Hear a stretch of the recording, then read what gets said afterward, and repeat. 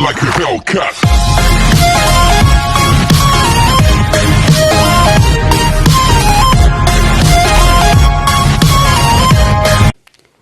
Hi friends, எல்லோரும் எப்படி இருக்கீங்க? நல்லா இருக்கீங்களா? நம்ம சேனல் வந்து 1000 சப்ஸ்கிரைபரை வந்து ரீச் பண்ணியாச்சு. அந்த வகையில் ரொம்ப சந்தோஷம். அனைத்து சப்ஸ்கிரைபர்களுக்கும் எனது மனமார்ந்த நன்றியை உரித்தாக்குகிறேன். நண்பர்களே, 1000 சப்ஸ்கிரைபர் வந்து சாதாரண விஷயம் இல்லை. அதே மாதிரி மிகப்பெரிய வெற்றியும் கிடையாது. யூடியூப்பில் பல லட்சக்கணக்கான படிக்கட்டு இருக்குது. அதில் வந்து நம்ம முதல் படிக்கட்டில் அடி எடுத்து வச்சுருக்கோம். அந்த வகையில் ஒரு சந்தோஷமான நிகழ்வை வந்து பகிர்ந்துக்கிறேன் தான் நான் விரும்புகிறேன். அந்த அடிப்படையில் பார்த்தீங்கன்னா, நம்ம சேனல் எதுக்கு ஆரம்பித்தோம்? ஏதோ அரசியல் பேசுகிறோம், ஏதோ வரலாறு பேசுகிறோம், என்னமோ ஜென்ரல் நாலேஜ் பேசுகிறோம் அப்படின்றா இல்லை. கண்டிப்பாக நம்ம சேனல் ஆரம்பிக்கப்பட்ட நோக்கம் என்னன்னு பார்த்தீங்கன்னா, இன்றைக்கு மக்கள் மத்தியில் நிறையா வரலாற்று திரிப்புகள் இருக்குது நண்பர்களே. உங்களுக்கு எல்லாத்துக்குமே தெரியும். வரலாறு காலமெல்லாம் ஒரு வரலாறை படிச்சிருப்போம், ஒரு தலைவரை பற்றி படிச்சிருப்போம், ஒரு சம்பவத்தை பற்றி படிச்சிருப்போம். திடீர்னு வந்து இல்லை இதெல்லாம் தப்பு, இவர் இந்த தவறு செஞ்சார், இந்த சம்பவம் வந்து மிக தவறான சம்பவம், இவர் நல்ல தலைவர் இல்லை அப்படின்றது வரலாற்று தகவல் இன்றைக்கி நிறையா இருக்குது. இன்றைக்கி வந்து அது பீக்கில் இருக்குது. ஏன்னா இந்த வரலாற்று திரிப்புகளை வந்து செய்யக்கூடிய நபர்கள் மத்தியில் இன்றைக்கி இந்த நாடு சிக்கியிருக்கின்றது எல்லாத்துக்குமே தெரியும். மிக முக்கியமாக நம்மளுடைய கடமையாக நல்ல தகவலை அல்லது நல்ல வரலாறை, உண்மையான வரலாறை கொண்டு போய் சேர்க்கணும் அப்படின்னு அடிப்படையில் தான் வந்து வரலாற்று தகவலை வந்து நம்ம வீடியோவில் தொடர்ச்சியாக போடுவோம்.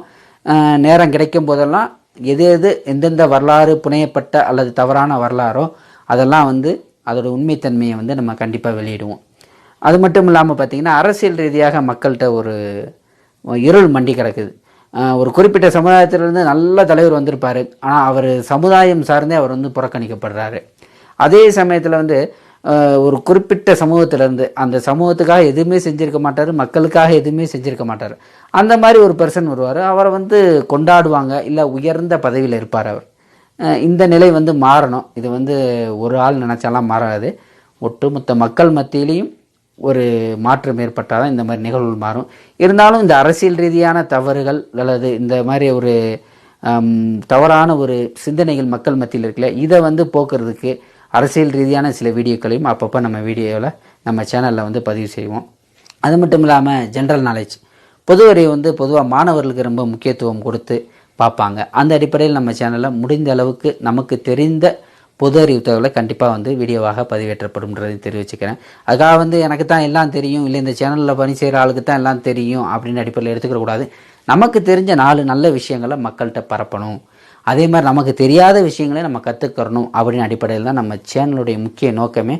தெரியாத விஷயத்தை தெரிந்து கொள்வோம், தெரிந்த விஷயத்தை மற்றவங்களுக்கு பகிர்ந்துக்கிறோம்னு அடிப்படையில் தான் நம்ம சேனல் ஆரம்பிச்சிருக்கு. மிக முக்கியமாக பார்த்திங்கன்னா, எந்த ஒரு சேனல் மட்டும் இல்லை, எந்த ஒரு நீங்கள் தனி நிறுவனமாக இருந்தாலும் சரி, எந்த ஒரு தொழில்துறையாக இருந்தாலும் சரி, சுற்றி இருக்கிறவங்க நண்பர்கள் ரிலேஷன்ஸ் வந்து சப்போர்ட் இருந்தால் தான் ஜெயிக்க முடியும். அந்த அடிப்படையில் நம்ம யூடியூப் சேனலுக்கு வந்து ரொம்பவும் சப்போர்ட்டாக எனக்கு இருக்கிறது பார்த்திங்கன்னா, என்னுடைய மாப்பிள்ளை இமாம் அலி அவர்கள். சேனல் ஆரம்பித்ததுலேருந்து இது நாள் வரைக்கும் மிக சிறந்த சப்போர்ட்டராகும். அது பெரிய விஷயம். ஏன்னா ஒரு பிஸ்னஸ்மேனாக இருக்கார். அவர் வந்து தொடர்ச்சியாக நம்ம சேனலுக்கும் நம்மளுடைய யூடியூப் அந்த சேனலுக்கும் வீடியோ போடுறதுக்கு ரொம்ப என்கரேஜ் ஆகும், தொடர்ந்து சப்போர்ட் செஞ்சிட்ருக்காரு. அதுக்கு வந்து ரொம்ப நன்றியை நான் தெரிவிச்சுக்கிறேன். என்னோட பணி செய்கிற மற்ற நண்பர்களும் இதற்கு வந்து ரொம்பவும் சப்போர்ட் பண்ணுறாங்க, உதவிகரமாக இருக்காங்க. அவங்களையும் இந்த நேரத்தில் நினைவு கொண்டுக்கிறேன். ரொம்ப முக்கியமாக பார்த்திங்கன்னா, இந்த சேனல் வந்து ஆரம்பித்தது வந்து யாருன்னு கேட்டிங்கன்னா, ஃபயாஸ் என்னுடைய உடன்பிறவா சகோதரன் தான். கூட மட்டும்தான் பிறக்கலை, மற்றபடி என் தம்பி. அந்த தம்பியோட சேனல் தான் இது. இந்த சேனலுடைய நேம்லேருந்து வீடியோட நிறை குறைகள் அத்தனையுமே வந்து தம்பி ஃபயாஸோடுக்கு தான். அவன் தான் இந்த சேனலுடைய ஓனர்னே நீங்கள் வச்சுக்கலாம். அதுதான் உண்மையும் கூட. அந்த வகையில் அவனை நன்றி சொல்லலாம் பிரிக்க முடியாது. நானும் அவனும் ஒன்று அப்படின்னு அடிப்படையிலே போயிடலாம். மிக முக்கியமாக பார்த்திங்கன்னா, எந்த ஒரு விஷயத்தையுமே பொறுமையாக, அவசரப்படாமல் பொறுமையாக இருந்தோம்னா வெற்றி பெறலாம் நண்பர்களை. என்னடா நான் வந்து பெரிய சாதனை படைச்சிட்டேன், என்னடா நமக்கு தத்துவம் சொல்கிறேன்னு நினைக்காதீங்க. எந்த ஒரு வீடியோ போட்டாலும் ஏதாவது ஒரு விஷயம் தெரிஞ்சுக்கிறணும் இல்லையா? அதுக்காகத்தான் ஒரு வரலாற்று தகவல், பொறுமை சம்மந்தமாக ஒரு வரலாற்று தகவல் நான் உங்கள்கிட்ட சொல்கிறேன். என்னன்னு கேட்டிங்கன்னா, நபிகள் நாயகம் வந்து இஸ்லாத்தை பரப்புறதுக்காக தாயிப் நகரத்துக்கு போகிறாங்க. அங்கே இஸ்லாத்தை போய் பரப்புகிறாங்க. அங்கே உள்ள மக்கள் கடுமையாக எதிர்த்து அவரை கல்லால் அடித்து விரட்டி விட்டுறாங்க. சரியான இரத்த காயத்தோடு ஒரு தோட்டத்தில் வந்து இளைப்பாடுறார்.